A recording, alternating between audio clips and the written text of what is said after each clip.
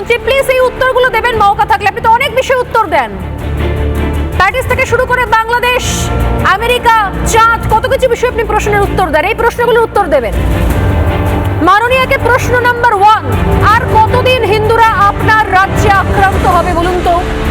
আর কতদিন ক্ষমতার মোহে আপনি সংখ্যালঘুকে তোষণ করবেন, হিন্দুদেরকে অত্যাচার করবেন, হিন্দুরা মার খাবে শুধুমাত্র হিন্দু হওয়ার জন্য, হিন্দুদের প্রতিবাদ করার জন্য হিন্দুরা মার খাবে? এটা কতদিন চলবে? কতদিন আপনার রাজ্যে হিন্দুরা আক্রান্ত হবে?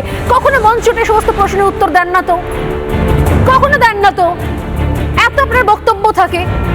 দ্বিতীয় প্রশ্ন, আপনার তো অনুপ্রবেশকারী বাংলাদেশিদের জন্য মন কাঁদে, প্রচুর মন কাঁদে।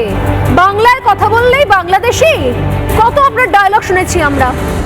অনুপ্রবেশকারীদের জন্য, বাংলাদেশিদের জন্য প্রচুর মন কাঁদে আপনার। বলেন যে আপনার দরজা খোলা আছে, দরজার টোকা দিলে নিশ্চয়ই আপনি দরজা খুলে দেবেন।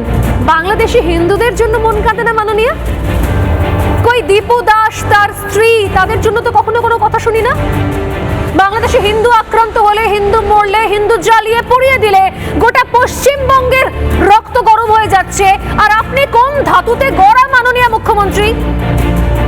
বাংলাদেশে হিন্দুদের জন্য মন কাঁদে না, অথচ বাংলাদেশি অনুপ্রবেশকারীদের জন্য আপনার দরদ উতলে ওঠে।